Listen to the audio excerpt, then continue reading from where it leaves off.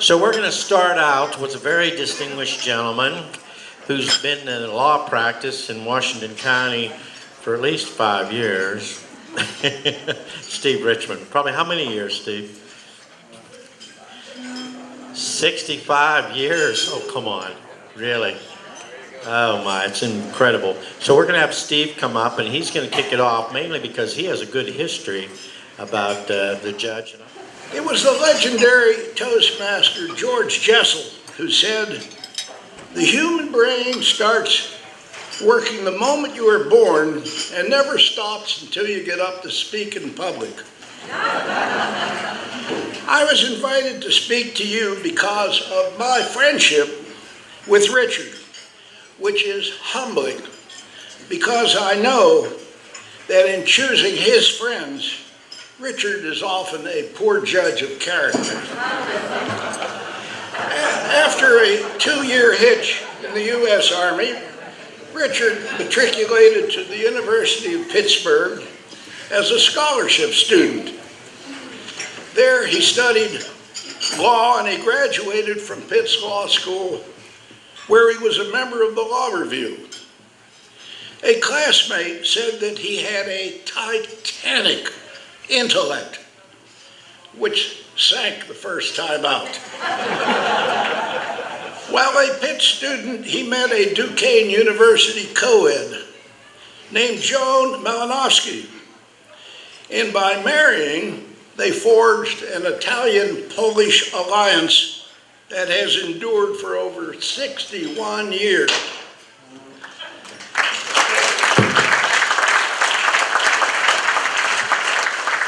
Richard and Joan were good Catholics, and they had 6 children in less than 7 years. Richard began his distinguished and fulfilling career in law as a solo practitioner in Canonsburg.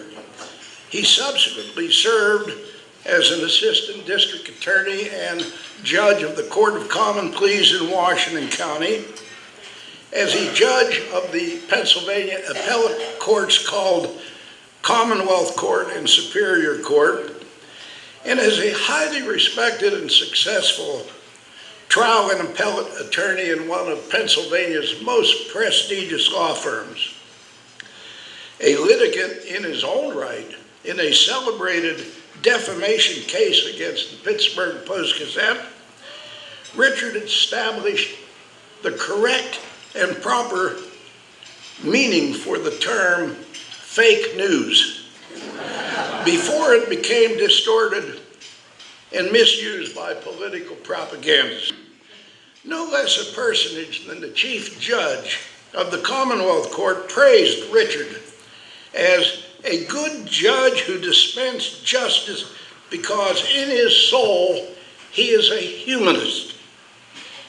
Tempering that high praise is the brutal reality known to all lawyers that justice is basically a decision in your own favor. Richard is now a nonagenarian. I have personal knowledge of what it means to be old. First, you forget names. Then you forget faces. Then you forget to zip up your fly. And then you forget to undo your fly. Now when Joan says to Richard, "Let's go upstairs and make love," Richard responds, "Honey, I can't do both."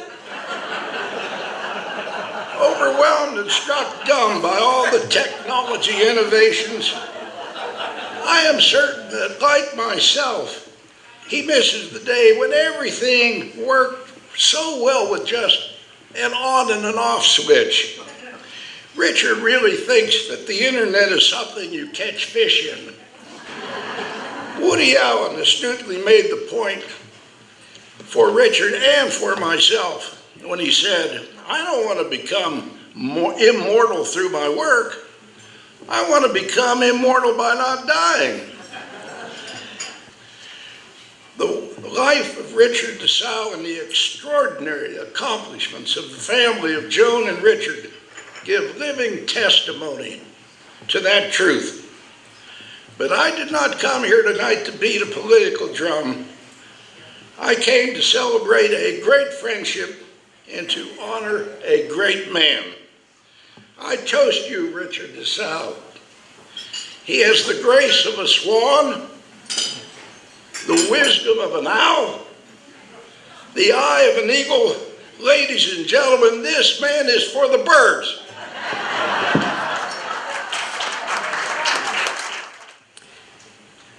Good evening, ladies and gentlemen. I'm Jon DiSalle. I'm the third child and the second son of the great Richard DiSalle. And when I was asked to do this, I thought, you want me to roast my father, the greatest man in history, the greatest man that I know, a man whose greatness is only exceeded by his great ability to be great, an attorney without peer, a jurist without peer, a man that can tell tuba defecation jokes better than anyone. I thought, how am I going to do this? And it's very difficult. I had mixed feelings about accepting this offer by Don Hoder, but when I was elected as judge, it was very difficult. As you can imagine, I had very big shoes to fill, and that's absolutely true. And to this day, I think of my dad as the real Judge DiSalle. In fact, to this day, when someone in my courtroom will say, this order was signed by you, Judge DiSalle, I'll say, hey, you leave my dad out of this. My grandfather, it was great to have him around, and I'll give you a good example. Years ago, my brother Joe backed into the garage door and broke it. And my dad was really upset. And you know, those of you that know my brother Joe, he's extremely talented, beautiful voice, extremely talented musician, but the efficacy of opening the garage door before backing out was lost on him. So he backs out, breaks the garage door, and the hinge was broken, and my dad was just livid. He was just livid with him and with everybody. And I said, Dad, you know, I was in high school at times. I can fix this. I'll get it fixed. All he needs is a new hinge. You know, by Monday I'll have it fixed. He was just livid. It was like the garage door was the family heirloom now. In fact, when Joe ran over my mom, my dad said, hey, accidents happen. Let's not dwell on this. But when this garage door, he was just so mad. He wouldn't talk to him. He was brooding all week long, and he was living. And when I fixed the hinge, and he was still mad. He wouldn't speak to anybody. And then came Sunday night dinner with my grandfather, and out of the blue, all of a sudden, you know, this tension and brooding, and all of a sudden, I hear my grandfather, who immigrated to this country in 1917. You hear this thick Italian accent out of the blue. I remember when you did that. And he said, I did? You busted right through the garage. You almost went into the canteen, the wine cellar. So thank you, Grandpa, for the chink in the armor. Mr. Perfect actually had some own faults of his own, and we were very happy for that. So I would like to thank the Rotarians for putting on this roast, because like another almost as great individual, Teddy Roosevelt, my father always wanted to be the bride at every wedding, the baby at every christening, and the corpse at every funeral. Here's to you, Dad. Most of you know Richard DiSalle as a distinguished judge, but I know him as Washington County's solicitor from 2000 to 2003, which is when I really got to know this very special man. Judge DiSalle was always pleasant, always offering a smile and a compliment. I never once saw him cross or heard a negative comment about any situation or anyone. Judge DiSalle was a masterful solicitor. He had the ability to build a case in support of any commissioner's position on any issue. The case that is probably the most notable is the Pettit case, in which our district attorney had been ordered to pay restitution to a known offender for not returning his property. It was easy to side with our district attorney, who's ever on the side of the offender. And since our district attorney was acting as the chief law enforcement officer of the county, it was easy to support his argument that the county must step up, shield him, and cover this order, forcing him to pay the offender. The opinion of the solicitor for County Controller Mike Namey contradicted our position, and he refused to pay, so a battle ensued. Later, however, when the county solicitor changed, the Board of Commissioners were given a different interpretation of the order, and unfortunately had to side with Controller Mike Namey. But for the Pettit case, supporting the Board of Commissioners and many other cases, I present you with a medal.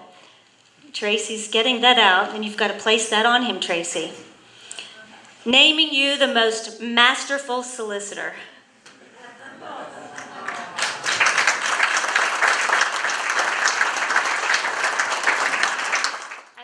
Richard DiSalle was also a product of the University of Pittsburgh and its law school, and had a highly successful private practice from 1952 to 1969, which included periods as first assistant district attorney and as county solicitor.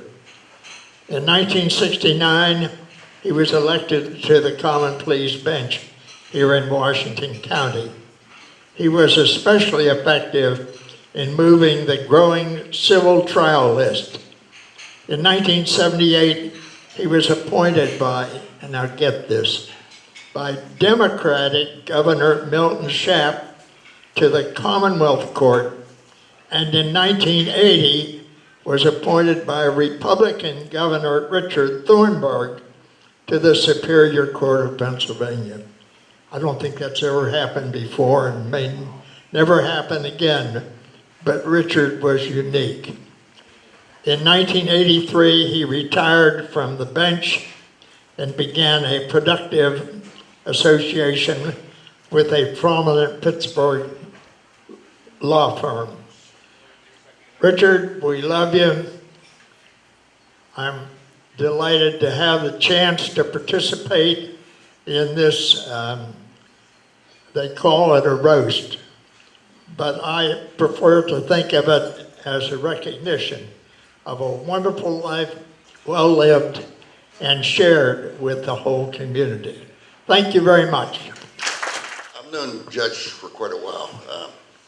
As a matter of fact, when he first ran for Common Pleas, I was head of a pressure organization, Steve, and we weren't allowed to take political stance.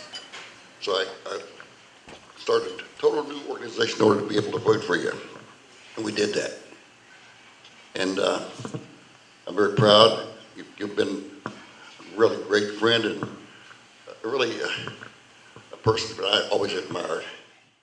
I asked Don how long I was going to be able to speak, and he said, you can speak as long as you want to, but we're all leaving in 15 minutes. Steve, thank you very much for those remarks. They were very encouraging, and Diana, thank you for your remarks. John, I don't know about yours.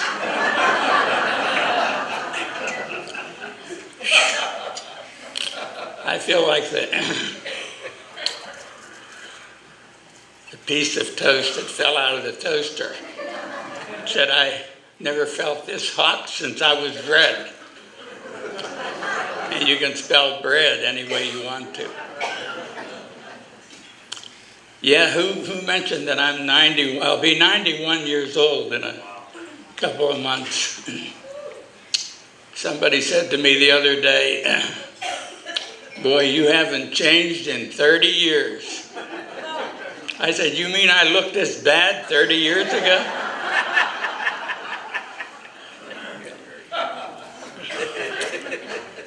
What I have to say to the roasters is this, is what Jimmy Cagney would have said in one of his movies, you dirty rats. When I first became a judge, judges were held in high regard. We were considered dignified people, exceptional persons, and we were honored, but that was in '69. It's not that way anymore. People do not look at us like that. In fact, just before I retired, I had this fella come up in front of me, and I thought I recognized him, and I said to him, have you been up before me? He said, hell, I don't know. What time do you get up?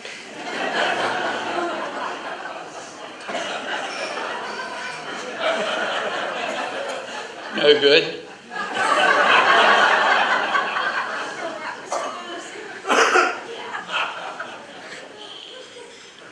Then another couple, this Italian couple, came up in front of me, and the wife was suing her husband for non-support.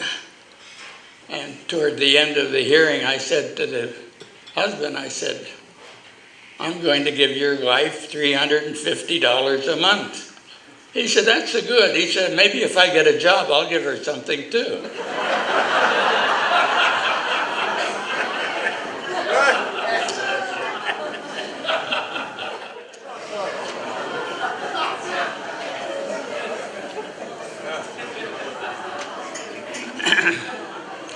I especially appreciated what Charlie Keller said about me. We do go back a long time. And you know, Keller is one of the premier lawyers in Pennsylvania. He's one of the best lawyers in Pennsylvania. In fact, if you don't believe it, you can just ask him. He told me that 3 or 4 times tonight. Somebody said that, who was it said that we were Catholic because we had 6 children, and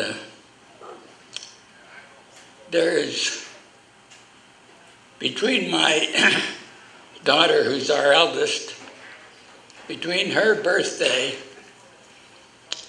and our son Michael, who is our youngest, between those 2 birthdays are 7 years and 1 month. So we had our work cut out for us.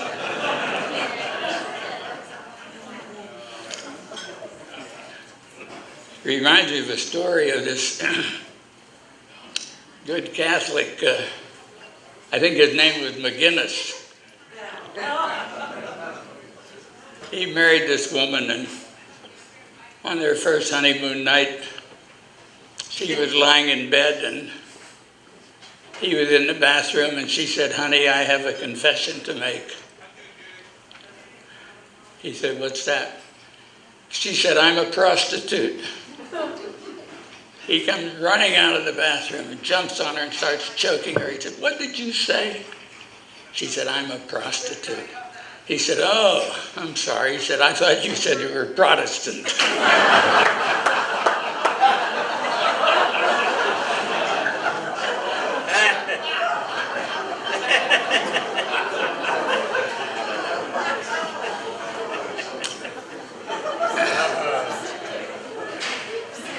But I would be remiss if I didn't use this opportunity to talk about my wife, Joan. I really don't know how she did it. I have to say that I don't believe how she did it. I was a young attorney. I'd be at the office 2 or 3 nights a week. I'd be at the office on Saturdays. There she was, raising our 6 kids all by herself, without any help from me, doing a day in and day in and day out. How she did that over those 60-some years is incredible. So I think we have to offer her a toast.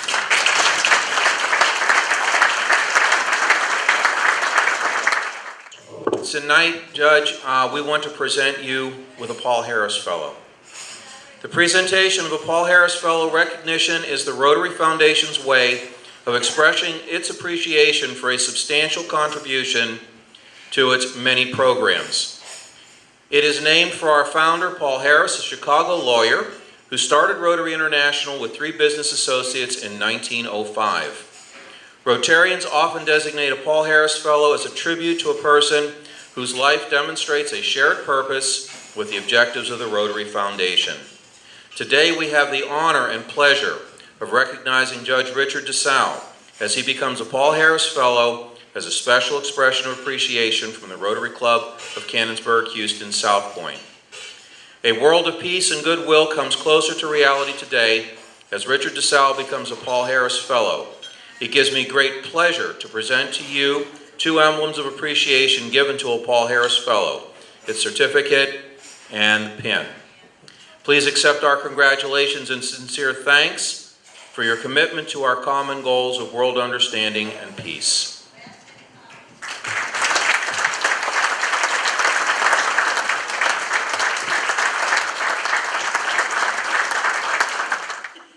I'm Senator Camera Bartolotta, and it is my distinct pleasure to be here tonight to honor this incredible man. My late husband, Bruce Bartolotta, had the pleasure of being in the same law firm as our wonderful Judge DiSalle years and years ago. Congratulating you on your wonderful honor is a congratulatory citation from the Senate of Pennsylvania signed by the President Pro Tem, Joe Scarnati. There's a lot of whereases here, but you know what? I think it's appropriate to read a little bit of it. Whereas the Honorable Richard DiSalle, a former judge of the Pennsylvania Superior Court, is being honored by the Canonsburg Houston Southpointe Rotary Club as a Paul Harris Fellow during an event which is being held tonight, November 2nd, 2017. And whereas a graduate of the University of Pittsburgh, Mr. DiSalle was engaged in the private practice of law in Canonsburg from 1952 to 1969, and also served as a first assistant district attorney for Washington County. He left private practice to serve with the Washington County Court of Common Pleas from 1970 to 1978, the Commonwealth Court of Pennsylvania from 1978 to 1980, and the Superior Court of Pennsylvania from 1980 to 82. Mr. DiSalle then joined the firm of Rose, Schmidt, Hazley, and DiSalle in January 1982 and served as its chairman. He joined the firm of Thomas, and Hafer, LLP in September of 2010, almost done. A faculty member for the University of Pittsburgh Law School's Trial and Advocacy Program. He is a member of the Washington County, Allegheny County, and American Bar Association, and the Western Pennsylvania chapter of the Federal Bar Association. Any definition of a full and productive life must include service to others through his many initiatives to benefit his community, and by his personal example, he clearly reflects the true spirit and mission of the Canonsburg Houston Southpointe Rotary Club. So I present to you, Judge DiSalle, a proclamation of congratulations from the Senate of Pennsylvania. Congratulations on your award. Thank you very much.